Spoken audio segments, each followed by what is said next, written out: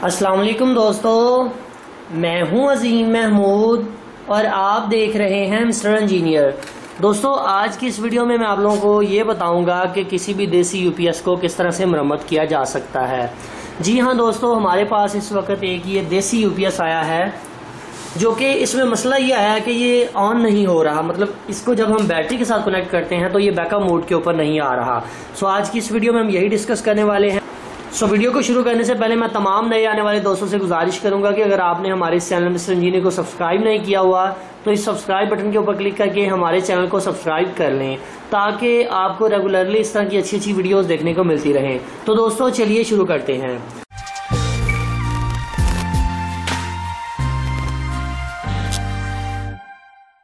जी तो दोस्तों, ये है जी हमारे पास एक हमारा यूपीएस जो कि देसी है। देसी मतलब कि पाकिस्तानी मेड है। अब इसमें मसला मैं आपको बता चुका हूँ कि ये बैकअप मोड के ऊपर नहीं आ रहा, मतलब बैटरी से कनेक्ट ही नहीं हो रहा। अब सबसे पहले मुझे इसको खोलना है। मैं जल्दी के साथ इसके स्क्रूज को खोल लेता हूँ। या जी स्क्रूज को खोलने के बाद हमें इसके ये फ्रंट जो इसका बॉडी का है इसको रिमूव कर लेना है। दोस्तों, यूपीएस को तो हमने खोल लिया, आप लोगों के सामने है। काफ़ी इसके अंदर गंद वगैरह भी लगा हुआ है। अभी हम इसको ब्लोर वगैरह लगा लेंगे। मगर मैं आप लोगों को यहाँ पर बताता चलूँ कि किसी भी इलेक्ट्रॉनिक्स की डिवाइस या यूपीएस को जब आप खोलते हैं तब आपने उस फॉल्ट के सेक्शन को मद्देनजर रखना होता है कि फॉल्ट किस सेक्शन में आया है। अब जैसा कि मैंने आपको बताया कि इस यूपीएस के अंदर मसला ये है कि जब इसे हम बैटरी के साथ लगाते हैं तो ये ऑन नहीं हो रहा, ना ही ये चार्जिंग कर रहा है, ना ही ये ऑन हो रहा है। अगर मैं इसे वॉपडा की 220 वोल्ट की सप्लाई दूं तो ये ऑन हो जाता है मगर बैटरी से ऑन नहीं हो रहा। जाहिर सी बात है इसकी इस मॉड्यूल किट के अंदर मसला हो सकता है, क्योंकि बैटरी के साथ यही मॉड्यूल किट लिंक करती है जो कि आपको आगे आउटपुट देती है और बैटरी को चार्ज करवाती है। अब जिस कस्टमर का ये यूपीएस है उसका कहना यह है कि किसी ने गलती के साथ इसकी बैटरी की पॉजिटिव और नेगेटिव को लगा दिया था, जिसकी वजह से ये मसला पैदा हुआ है। सबसे पहले हमें इसके ऊपर लगे हुए फ्यूज के ऊपर देखना है कि यार ये जो इसके अंदर फ्यूज लगे हुए हैं यही जाहिर सी बात है खराब हो सकते हैं। उसके बाद जो दूसरी होगी वो हमारा फोकस होना चाहिए कि हमने एफईटीज को देखना है। अगर फ्यूज ठीक हैं तो फिर जाहिर सी बात है एफईटीज खराब हुई होंगी। अगर फ्यूज भी खराब हैं तो हमने फ्यूज को रिप्लेस कर देना है। जितने भी लगे हुए हैं, जितने भी खराब निकलेंगे, उसके बाद हमने इन एफईटीज को चेक करना है। सबसे पहले मैं इस किट को खोल लेता हूँ और बाहर निकाल लेता हूँ, फिर देखते हैं जी इसका क्या करना चाहिए। अब दोस्तों, यहाँ पर आप लोग देख सकते हैं हमने इसकी मॉड्यूल किट को थोड़ा सा बाहर खींच लिया है ताकि हम ये चेक कर सकें कि इसके फ्यूज और एफईटीज वगैरह ठीक हैं। तो उसके लिए आप अपने डिजिटल मल्टीमीटर का भी इस्तेमाल कर सकती हैं। मगर सबसे पहला जो देसी और सबसे आसान तरीकाकार है वो ये है कि आप इस किट को थोड़ा सा ऊपर उठाएं और ये देखें कि कोई फ्यूज काला तो नहीं हुआ। अब ये जो पहले वाला फ्यूज है ये मुझे मेल्ट लग रहा है, ब्लैक हो चुका है। आगे वाला भी मेल्ट हो चुका है। जाहिर सी बात है फिर इसके फ्यूजों में मसला हो सकता है।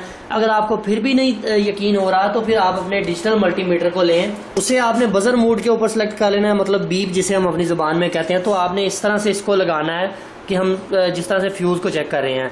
अब आप लोग यहाँ पर देखें, मैं इसको लगा रहा हूँ तो कोई भी मुझे बजर सुनाई नहीं दे रही, ना ही आगे वाले के साथ, ना ही मुझे इस वाले के साथ कोई बजर वगैरह सुनाई दे रही है। तो जाहिर सी बात है फिर इस जो मॉड्यूल है इसके फ्यूज खराब हो चुके हैं। बाकी हमारा मीटर जो है वो बिल्कुल ठीक तरह से काम कर रहा है मगर ये मॉड्यूल खराब हो चुका है। सबसे पहला हमारा काम ये होगा कि हमने इसके फ्यूज को रिप्लेस करना है। अब ये फ्यूज किस तरह से निकलेंगे, क्योंकि ये अंदर सोल्ड हुए हैं, इनको हमें काविये से बाहर निकालना पड़ेगा। यहाँ पर आप लोगों ने एक चीज़ को ज़रूर मद्देनजर रखना है कि किसी भी इलेक्ट्रॉनिक्स की चीज़ को रिपेयर करने से पहले उसकी सफाई सुथराई करनी नहीं शुरू कर देनी, क्योंकि अक्सर ऐसा होता है कि हम अपने इलेक्ट्रॉनिक्स के बोर्ड के अंदर थोड़ा सा डस्ट देखते हैं तो बुरश लेकर उसके पीछे पड़ जाते हैं। सबसे पहले आपने अपने फॉल्ट को क्लियर करना है। जब आपका फॉल्ट क्लियर हो जाए आपने किट की दोबारा फिटिंग करके उसके बाद आपने इसके ऊपर ब्लोअर वगैरह लगाकर इसकी सफाई वगैरह करके अच्छी तरह से मरम्मत करके कस्टमर को देनी है ताकि कस्टमर भी खुश रहे और आपको भी मजा आए काम करने का। सबसे पहले मैं इसके इन फ्यूज को निकाल देता हूँ और मार्केट से नए ले आता हूँ। अच्छा जी, तो दोस्तों आप लोग यहाँ पर देख सकते हैं कि हमने अपने इस मॉड्यूल किट को उल्टा करके इसके अंदर से फ्यूज को निकाल लिया है। 4 फ्यूज से टोटल मैंने चारों को निकाल दिया। तो आप यहाँ पर देख सकते हैं कि ये यहाँ से अंदर से मेल्ट हो चुका है। शायद आपको यहाँ से नजर आ रहा हो, ये आप देख सकते हैं ये अंदर से मेल्ट हो चुका था। तो जब आपने नया फ्यूज लेने जाना है तो आपने शॉपकीपर को ये पुराने वाला साथ जरूर लेके जाना है, उसे जाकर दिखाना है कि जी मुझे ये वाला फ्यूज चाहिए। अब इसके ऊपर 40 लिखा हुआ है तो इसका मतलब है कि 40 एम्पेयर का है। तो आपने जो नए लेके आने हैं वो भी 40 एम्पेयर के ही होने चाहिए। आप यहाँ पर देख सकते हैं जो मैं नया लेके आया हूँ ये भी 40 एम्पेयर का ही है। तो अब मैं इन्हें चाहे ऐसे लगा दूँ चाहे ऐसे लगा दूँ, इनके अंदर कोई पोलैरिटी वाला चैन चक्कर नहीं होता। तो मैं इनको यहाँ पर फिक्स कर देता हूँ, इस मॉड्यूल के अंदर चारों को ही लगा देता हूँ। तो यहाँ ज़रा इसे फिक्स कर देते हैं। थोड़ा सा इसको टेढ़ा करने का मकसद ये है ताकि ये दोबारा से वापस ना आए। तो इस तरह से मैं सभी को लगा देता हूँ इसके अंदर, तो फिर देखते हैं।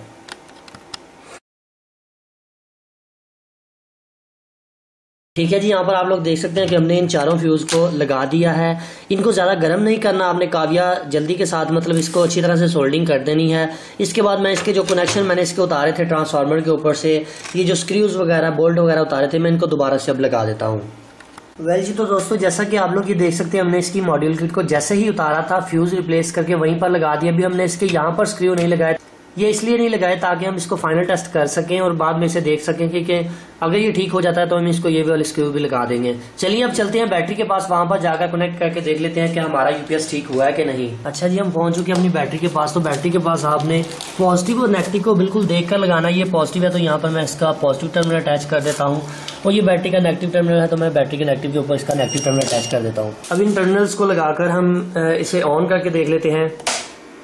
आप लोग यहाँ पर देख सकते हैं कि हमारी ये जो यूपीएस है ये हमें बता रहा है कि हमारी बैटरी इस वक्त 100% तक चार्ज है और हमारा यूपीएस वर्क कर रहा है।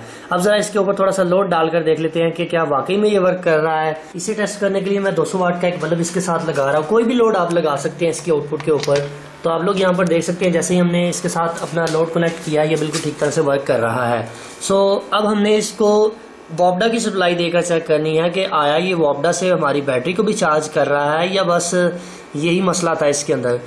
तो वो भी देख लेते हैं। तो वोल्टा का प्लग भी मैं इसका लगा देता हूँ 220 वोल्ट वाला जो है। ठीक है जी दोस्तों, हमने इसका प्लग लगा दिया। जैसे ही हम इसका प्लग कनेक्ट करते हैं तो ये हमारी जो वोल्टा का साइन है, मतलब कि मेन पावर सप्लाई है, ये मेन वाली एलईडी ग्लो करना शुरू हो चुकी है। और आप यहाँ पर देख सकते हैं कि हमारी ये जो चार्जिंग वाली एलईडीज है ये भी ब्लिंक कर रही है। मैं जरा बल्ब को ऑफ कर देता हूँ। आप यहाँ पर अब देख सकते हैं कि हमारी ये जो बैटरी है ये चार्ज होना शुरू हो चुकी है, मेन पावर सप्लाई आ चुकी है। ठीक है, और ये चार्जिंग मोड के ऊपर है। सो दोस्तों अब मैं इसे तसल्ली के साथ साफ करके इसके अंदर जितना भी डस्ट है उसे रिमूव करके इसके ऊपर फ्रेम को लगा देता हूँ। डस्ट तब तक आपने इसके अंदर से रिमूव नहीं करना जब तक आप अपने फॉल्ट को क्लियर ना कर लें, क्योंकि अक्सर औकात ऐसा होता है कि हम इसे साफ करने के चक्करों में लग जाते हैं तो कोई ना कोई तार, कोई ना कोई ट्रांजिस्टर या कोई कंपोनेंट अगर उखड़ जाता है तो मसला थोड़ा सा बढ़ जाता है। सो इसलिए बड़ी एहतियात से इसकी सफाई करनी चाहिए। कोशिश करें ब्लोअर का इस्तेमाल करें। सो मैं इसका ऊपर वाला कवर इसे लगा देता हूं और फिर लास्ट वाइज से देख लेते हैं। सो दोस्तों आप लोग ये देख सकते हैं कि हमारा यूपीएस जो है वो बिल्कुल ठीक तरह से काम कर रहा है। इस वीडियो को बनाने का मकसद ये था कि आप लोगों में भी अवेयरनेस पैदा की जा सके कि इस तरह के छोटे छोटे फॉल्ट्स आप खुद ही घर पर भी रिपेयर कर सकते हैं। ये कोई मुश्किल काम नहीं है। अब यहाँ पर कुछ कम अकल लोग वीडियो को डिसलाइक करके कमेंट दे देते हैं कि जी आप हमारे कारोबार को ठप कर रहे हैं, हालांकि हकीकत इसके बरक्स है। रिज़्क अल्लाह पाक की ज़ात ने देना होता है, जो आपके मुकद्दर में वो आपको मिलेगा।